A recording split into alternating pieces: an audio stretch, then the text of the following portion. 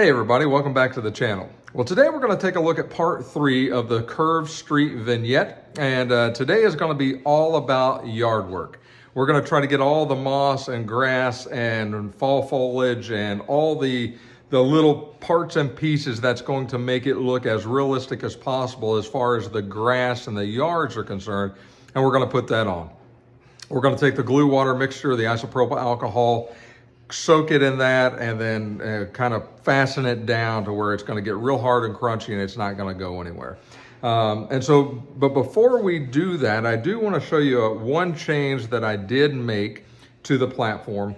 Well, a couple since you've seen it last. I did the touch-up paint from the previous tutorial, and I added a circular piece of brick matting to the empty area, and that's where a tree is going to sit after it's all said and done. So let me show you that. And so if I bring the vignette up, you can kind of see everything has been painted and touched up. You can see now, obviously it's not sitting level right now, but you kind of see where that's all painted and touched up, and it's starting to look pretty good along the edges and the seams. And then so you see the new piece of there that I cut out, and that's going to be covered in grass with the opening bricks exposed with a big tree sitting there, and then everything else is going to get the grass look on it. And so I decided to do that because I've seen that done before. I did that in my first version of the trick-or-treat lane. At one end was a circular piece that I had hand carved the bricks and then had a big tree sitting there, and I thought it looked pretty good. So I figured we'll just kind of replicate that, but instead of carving the bricks into the foam and painting them, we'll just use the Department 56 matting that already comes that way. And so that matting is 4 inches wide. And so essentially I took a little cheap compass that I've got, very cheap, and essentially put it in the center of that matting out to the 4 inches, and then essentially, obviously, with a little pencil here, just traced right around in a circle. And then once that was marked on there, used a pair of scissors and just cut that out, and then took the tacky glue like you saw me do on the previous brickwork leading up to the buildings, put some tacky glue on the back and fasten that down in that area after it was painted brown and dried. And so that has now had a chance to dry. So now we're ready to focus on putting the grass on. So with that, we're going to take all this out in the garage because it's going to make a mess, and we're going to start putting the glue down and start putting the grass on this display. Okay guys, I'm out here in the garage and I'm ready to start this process. I've taken some of the bulk moss that I bought off of Amazon, and I've got it into a container and then shred it up with my fingers. I've got enough for a couple of pieces, I think, and so we'll readjust the camera. I've got the glue and an old brush ready to go, and we're just going to start we're going to start with the curved piece. So let me readjust the camera so you can see that, and we'll be right back. Okay, you can see the area down here. I've got the glue here. We'll open this. So it's, just going to dump a little bit out onto the display.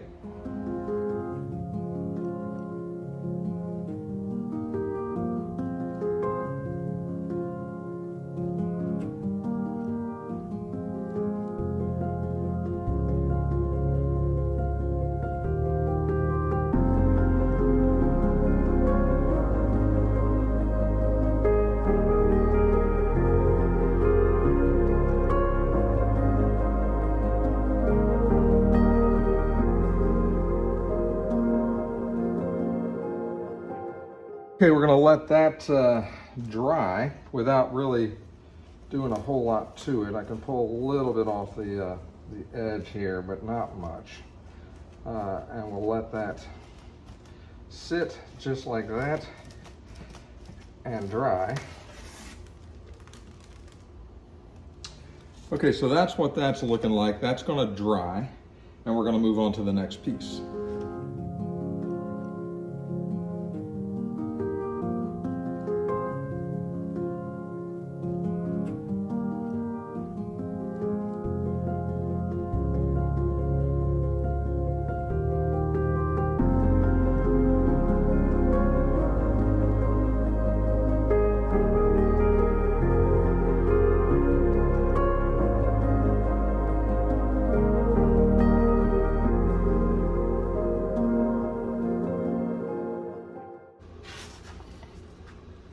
Okay, this piece is dry or covered, and we're gonna let this one set and dry and then start working on the next one.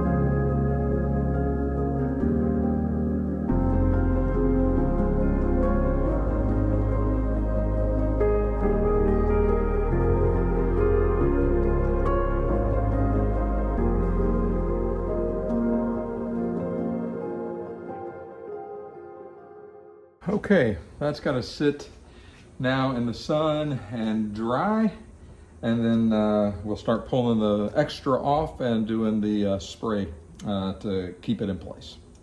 Well, so we've been out running some errands, and the day we've probably been gone for 2.5 or 3 hours. I checked the display and it's dry enough to, I've pulled most of that extra moss off, and so now we're ready to do the isopropyl alcohol over the whole thing and the glue water mixture, and then that's going to cure for the rest of the evening. And into tomorrow we'll finish the decorating part of this and some of the details. And so with that, let me, as I start to move the camera, let me kind of reposition and show you what it looks like just set up, and then we'll take it out and spray it down so you can see that whole process again. So let's take a look at it. Okay, you can see here that it is starting to look pretty good. Everything's starting to come together. It certainly has got most of the extra pieces and moss off of it. You can see where everything sits. You can see how it lines up. Looks really, really good. It's not too bad. I think it's going to be a very classy piece. And so with that, let's disassemble it, take it out in the yard, and start the spraying process. Okay, here we are outside, and I've got the isopropyl alcohol, and we're going to squirt that onto the diorama first. I've got the road protected because I don't want to get any on that. So let's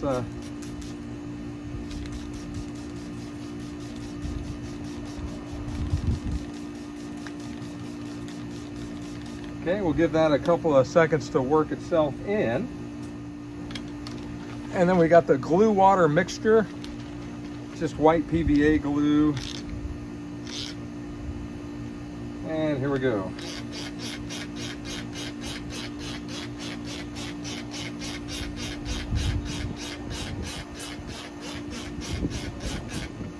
Okay, that's all that one's gonna get. I say that's all, that's a lot.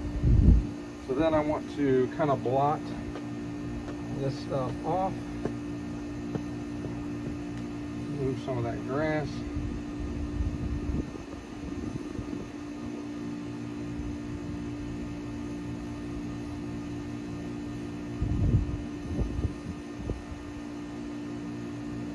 Okay. That piece is done. And so now we'll go on to the next one. Let me reposition. Okay, we're ready with the other piece here. Isopropyl alcohol.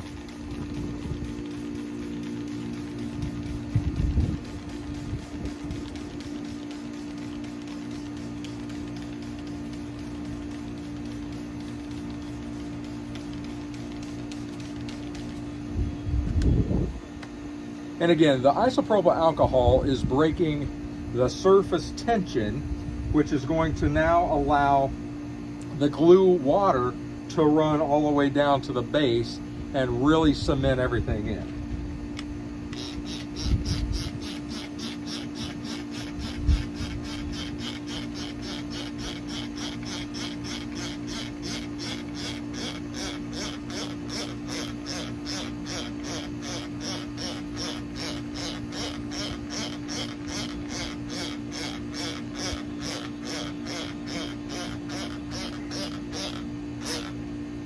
Okay, I'll clean a little bit of this up.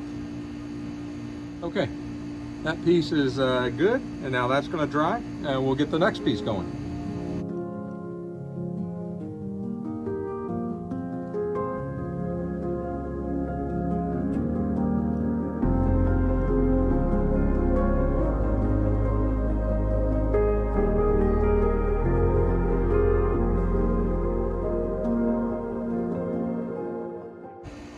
Okay, that's that piece there. We're gonna let all this stuff dry and then we'll check on it tomorrow. Okay, so we're back inside in the cool and we're gonna let those pieces sit out in the garage and dry overnight. As you saw, I saturated them pretty good with the glue water mixture because I want them to get really hard and really crunchy, and that just keeps the mess down. It doesn't really change the appearance of it. You'll see that next time we see the vignette. It'll look the same. It'll be crunchy and hard and dry, and very little will come off at that point. And so that way, when you store these, you don't have to vacuum everything up. If you're moving pieces around, you don't have to, get a shop vac or a vacuum cleaner out and clean up your mess all the time as you're working with these. So highly recommend that you do that if you're going to use moss. It doesn't change the look. It actually preserves it, and it keeps it, again, from shedding and going all over the place. So that's going to wrap up this tutorial for today. Again, all we're going to do today is kind of look at the piece in the very beginning and then prep it, put the glue on, put the moss down, and then let that dry. Take all the excess off, put on the isopropyl alcohol to break the surface tension. That's what that's doing. That's going down into the moss all the way to the ground or the foam first, and that's providing an easier way for the glue water to get all the way through and soak everything through. And then that you saw, I put a lot on. That's going to coat it. And tomorrow, when we look at it, it should be cure enough to continue on and start the detailing process. So that's what's coming next. The next tutorial, we're going to look at the details. We'll put the houses on. We'll put the details on. We'll get everything ready. We'll dirty up the road a little bit to make it look a little more realistic.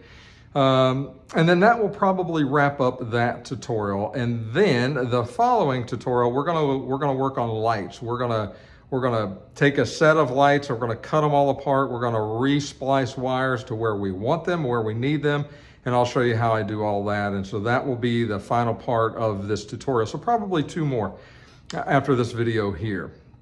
And so I told you guys on the last video that I had a surprise for you. I bought some extra stuff. When I saw this stuff originally, it was okay, I liked it, but I didn't really want it. I wasn't gonna add it to my collection. I wasn't gonna do any sort of a display on it. And then I was browsing the internet and looking around on Facebook and saw some really cool ways to display this, and the idea started popping, and so I ended up buying quite a bit of this stuff and still looking for more, and so got a couple leads on a couple more pieces, but I'll show you that as we wrap up this video on the way out. And so that will be another whole review series we're going to do in this category, and then a whole tutorial that we're going to do on building a whole display based around these products. So hey, with that, as always, if you've liked this video, make sure you click the like button. And if you haven't subscribed to the channel, please go ahead and do so. The channel is growing over 2,000 subscribers, so thank you very much. That's the channel just continues to grow, and that's awesome. Did contact Hotwire Foam Factory, so if you're looking for Hotwire Foam Factory tools, which I highly recommend, it's hard to cut anything, in my opinion, without them. If you're doing this a lot, you want the best tools, and that's what they have. And so if you're interested in buying some, I'll post a link at the bottom of this video. If you use that link, the channel gets a little kickback from that. So I certainly would appreciate it if you're going to buy the tools anyway. Use that affiliate link, and that'll certainly help the channel out, and I certainly would appreciate it. So with that, until next time, take care of yourselves, and we'll talk to you again real soon.